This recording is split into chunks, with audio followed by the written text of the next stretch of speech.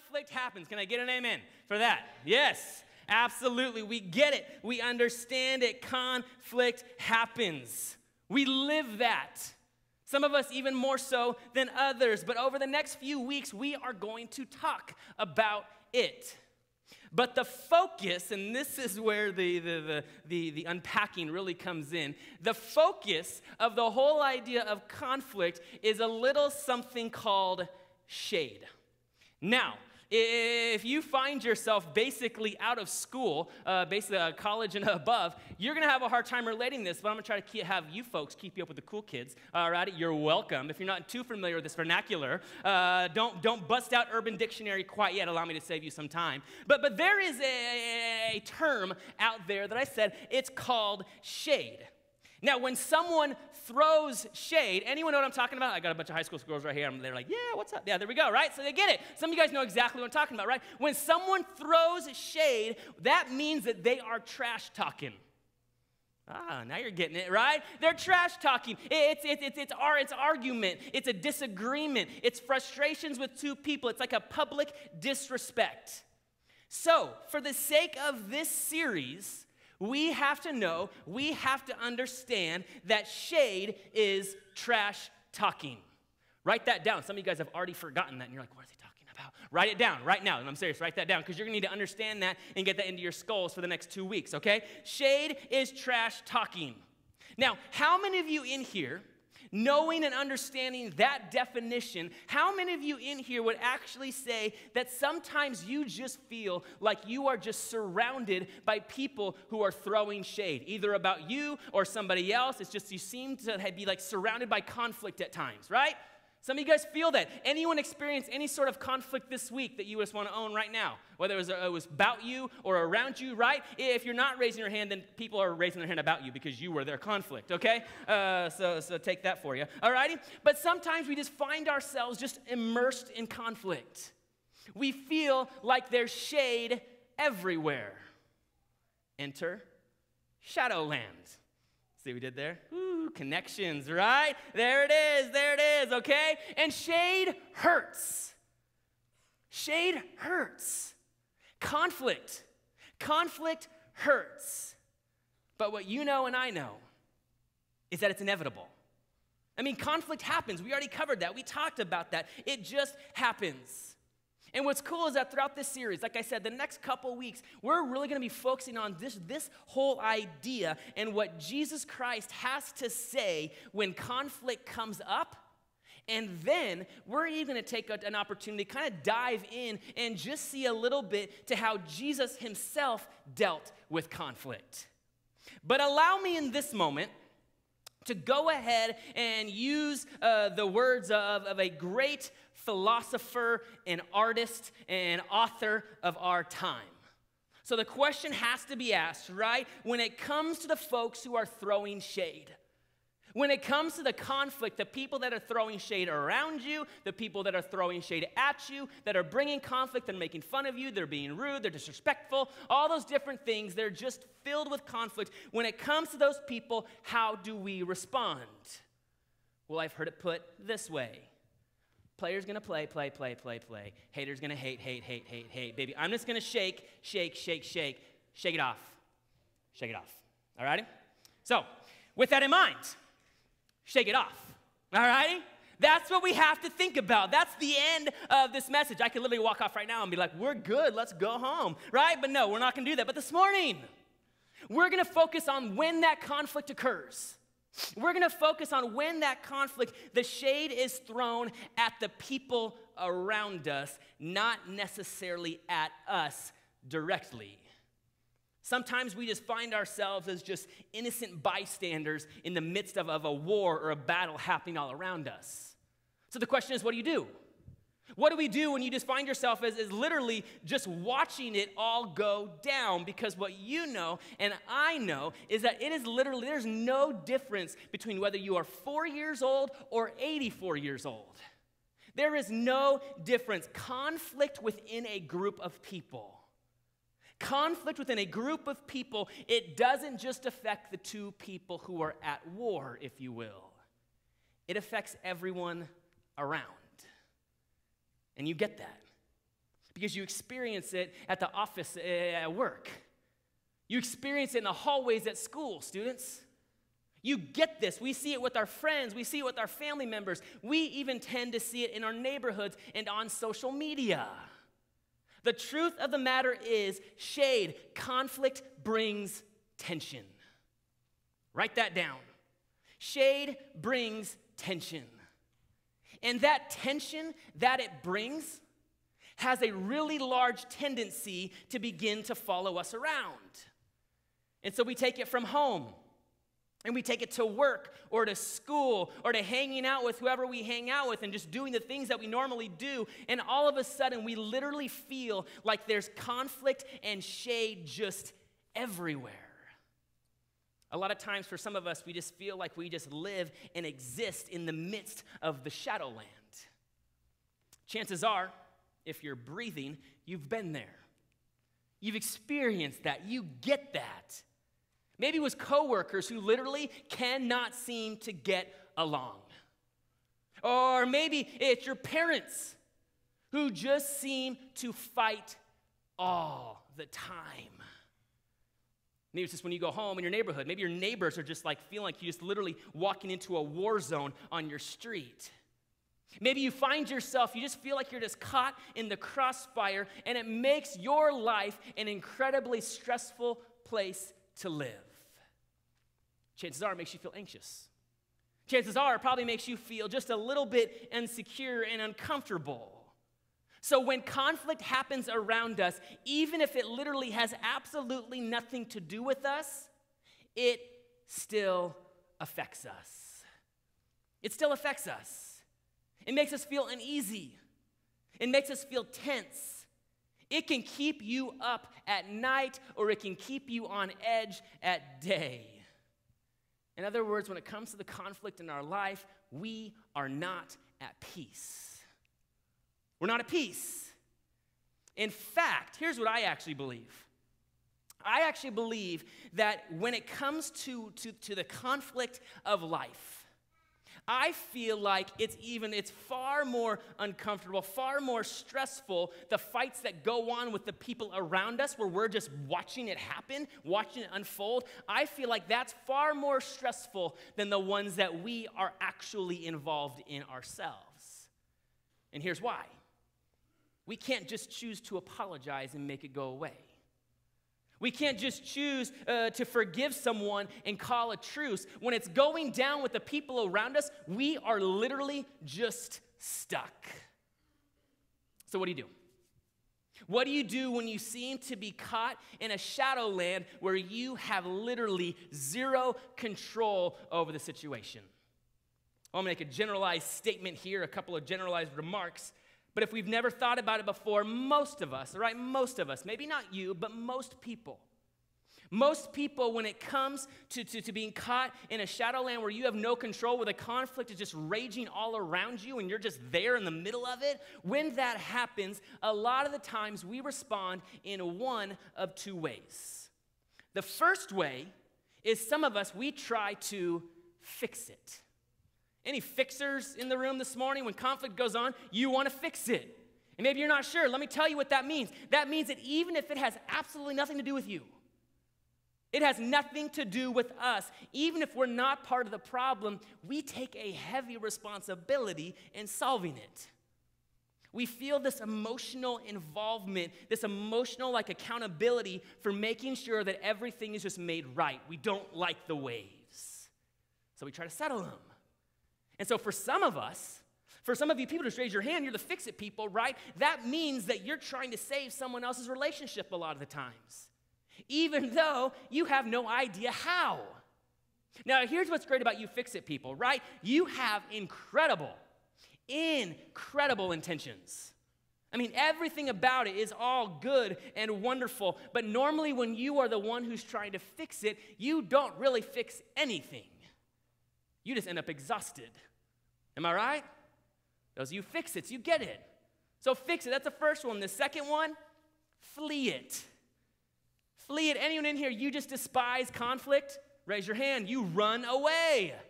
Some of you in here, you just peace out as quickly as possible. We run from it. We get out of there. It makes us so anxious. It makes us so uncomfortable, so stressed out that we will literally do anything that it takes to get out of the situation as quick as possible.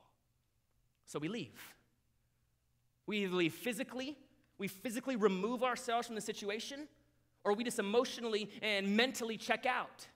Sometimes we'll really throw ourselves into something, anything to distract us from what's going down. We literally begin to do whatever we can to think about something, anything else. Whether that something else be healthy or not. So there's the fix-its, and there's the flee-its. And in that, the problem with either of those two, wherever you find yourself in, I'm the fix-it guy as well. I mean, whatever situation we find ourselves in with those two approaches is that the fixers and the fleers, neither of those ever really relieve any of the shade or the conflict that's out there.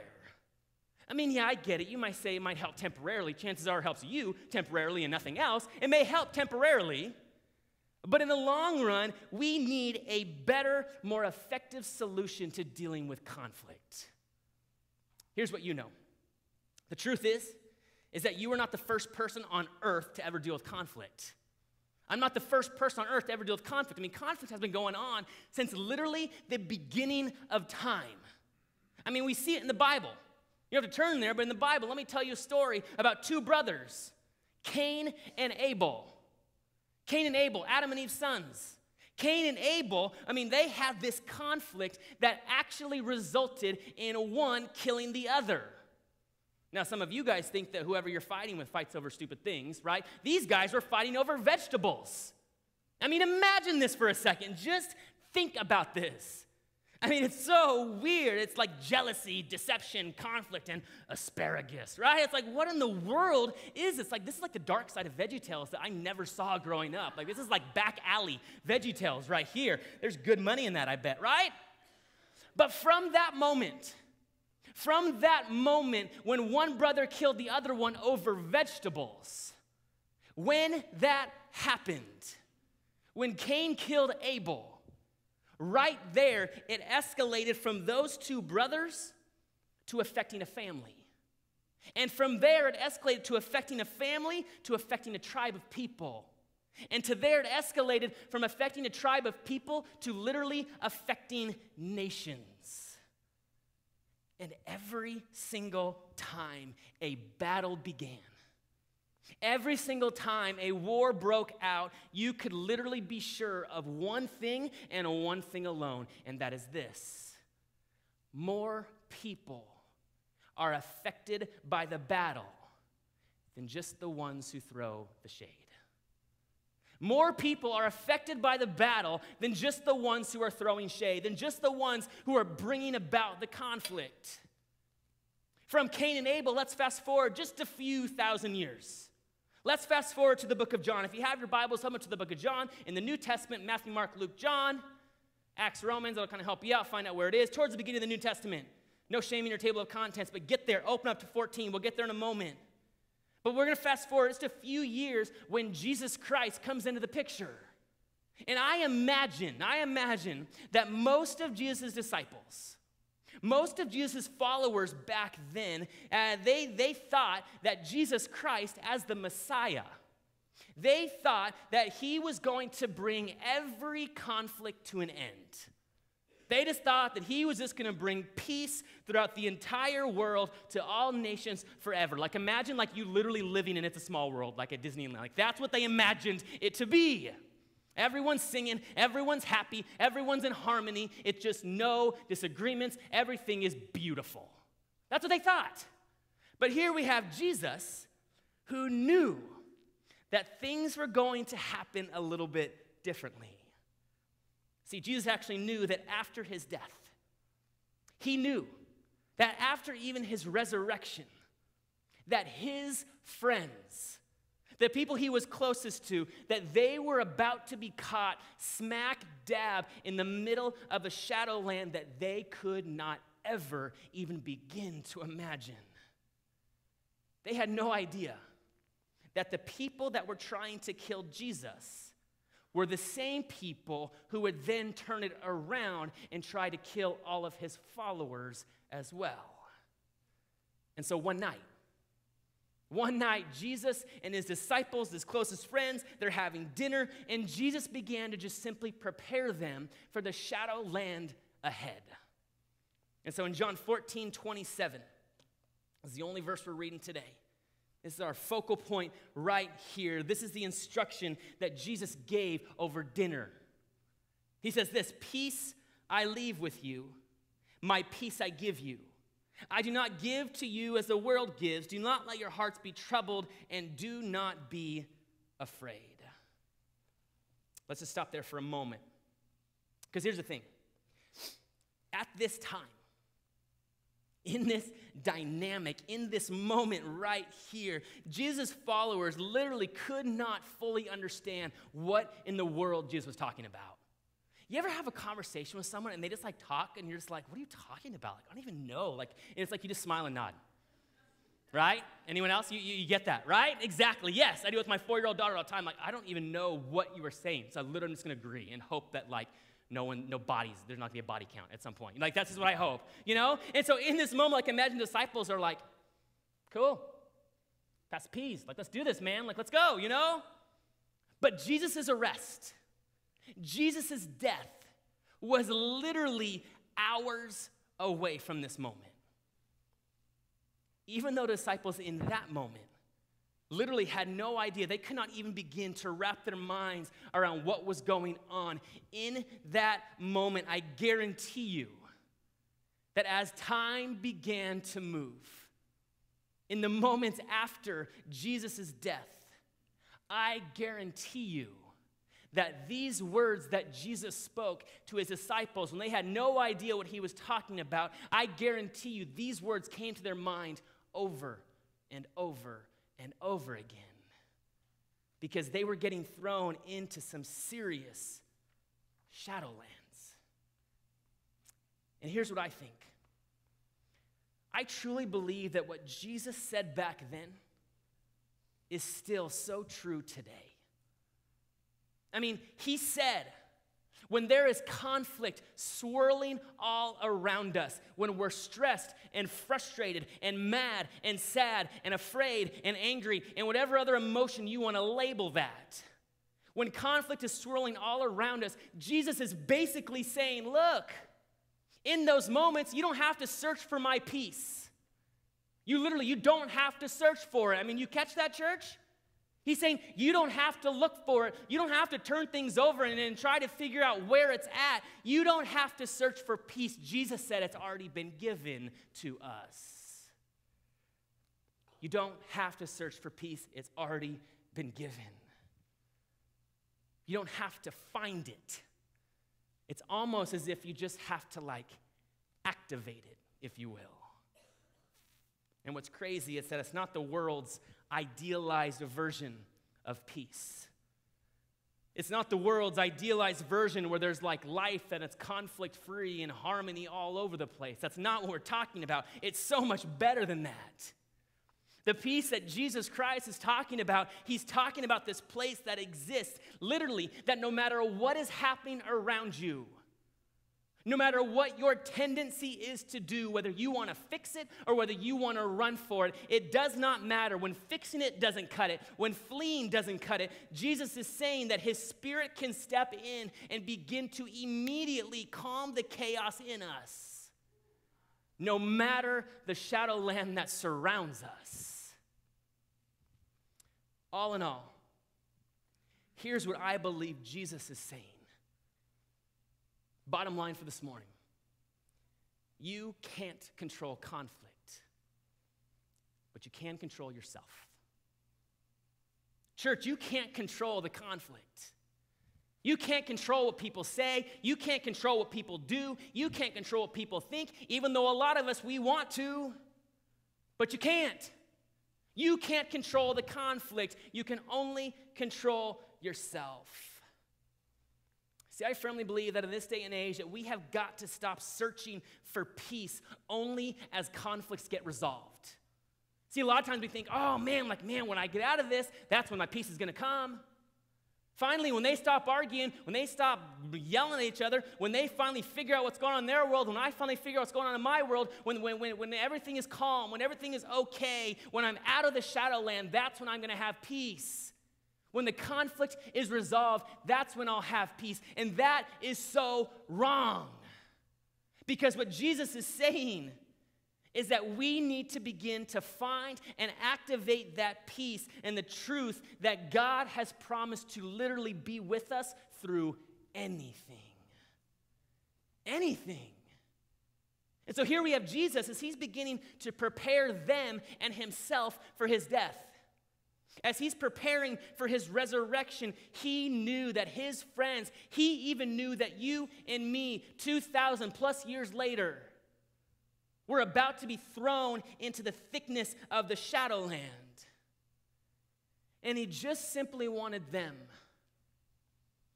He just simply wanted you and me to remember that the intensity of what was happening all around them did not have a lick of power to affect how we and they felt on the inside. See, I firmly believe that Jesus wants you and I to be at peace, even when it literally makes zero sense to the rest of the world. He wants us to be at peace on the inside. And you want to know what that means? That means that you as a person, you as an individual, me as a person, as an individual, we can literally find ourselves at peace even when we go home, and that is the most stressful place to go. It means that we can be at peace when we go to work or go to school or go to practice, whatever you find yourself in, and it literally feels like you're walking into a war zone. It means that you can be at peace when the friends in your life just seem to constantly fight and argue like children. Church, it means you can be at peace when the remarks on social media seem to stress you out in their own virtual Shadowland themselves. We can be at peace. But here's what's cool about this. Actually, it's not cool at all. But here's what's interesting about this. All of that sounds super great. Cool. That's what the Bible says. I get it. I hear it. But it's a lot easier said than done. Would you agree? So how do we how do we truly begin to reach and activate the peace of Jesus when the shade is being thrown? Two things. Write these down. What do you do? Well, first, begin to pray for peace. Pray for peace. I mean, if you want inner peace, think about this. If you truly desire inner peace, then of course you've got to connect to the one who gives it. So we have got to begin to tell God about our situations. We've got to begin to be able to unload on God about our situations, how mad we are, how sad we are, how frustrated we are. Guess what? Newsflash, this may be the greatest truth you ever hear. He can handle it. He can handle it. And even if he chooses to not make the conflict go away, that doesn't mean that he can't give you and help you activate this peace that surpasses every bit of understanding. And I think that your prayer can just honestly be as simple as, God, calm me on the inside, no matter what's happening on the outside. Pray for peace. The second one is this. Take a break. Take a break.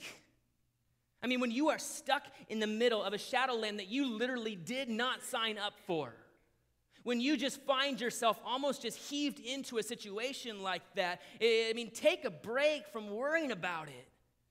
Take a break from thinking about it. How about you begin to choose to trust that God can handle it even though you're not thinking about it? Now, church, I'm not saying to ignore it. but I am saying don't fixate on it. 2 things. Pray for peace and take a break. Now, if you know anything about me, you know I grew up in church. I'm 30, and my dad's a pastor, and so I grew up in church. Like I was called like the pastor's kid, my own kids, right? Like the church rats, like they're always there, you know? That was me. And so here's what I get about statements like this whole idea of praying for peace and taking a break. Honestly, both of those things sound like super churchy answers. And I don't know about you, but I have heard enough super churchy answers. I get sick of them. I just feel like sometimes it's this Band-Aid that we just spout stuff off and then hope that it works. But when it comes to praying for peace, when it comes to taking a break, as churchy and as Sunday school answery as they sound, what you have to understand and what I am learning to understand is both of those work incredibly well. They work. Now, let me speak to those of you guys who may kind of be on this side of the spectrum. This is cool right here, right? I mean, there are scientific studies. Seriously, scientific studies. Google it, look it up, do whatever you got to do, right? That actually show how prayer and faith can literally begin to reduce anxiety in people and make them feel more at peace. I mean, this is physical results here. Scientific data is pointing to this. So if you find yourself here this morning and you don't figure yourself to be like a churchy person, you're not the church guy, you're not the church girl, that's okay. I still challenge you to give this a try. Because it's not just for the churchy people. This is scientific stuff here. Didn't think you were getting that this morning, did you? But church, just allow me to simply welcome you to Shadowland. Today, I don't believe there was anything like earth-shattering that was expressed. I don't feel like there's anything mind-bending, nothing ultra-deep. It's just an introduction for where we're headed. It's just something that we have to understand before we could ever move forward. So church, as we crack open this series today, as we launch into Easter weekend in the coming weeks, as we simply begin to journey from dinner with his disciples to the cross and the tomb, as we journey through it, we have to know that as long as you live your life around people, there will be conflict. It's going to have conflict. Haters going to hate. And however you find yourself involved, you always have a choice in how you respond. You can choose to fight. You can choose to fight for someone.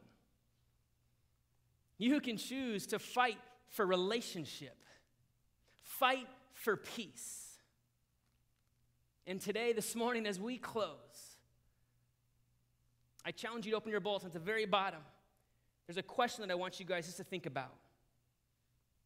Think about a battle that's going on in your life right now. Big, small, maybe it's one of the 90 that you're dealing with. But ask yourself this question: how can I demonstrate my faith in God in whatever shadowland you find yourself in? Whether it's swirling around you or whether you're the one who's directly involved. Maybe your demonstration of your faith in God means apologizing. Maybe it's forgiving. Or maybe it's just simply what we talked about today, just allow the peace of God, of Jesus Christ, to begin to take over every last thing inside of you, even while there's shade all around you. Because the truth of this morning, church, the truth of the gospel message is that literally no matter what, No matter what situation you're dealing with, no matter your circumstance, he's with you now. And he's with you long, long after the shade is gone. Would you pray with me? Heavenly Father, God, we thank you for today.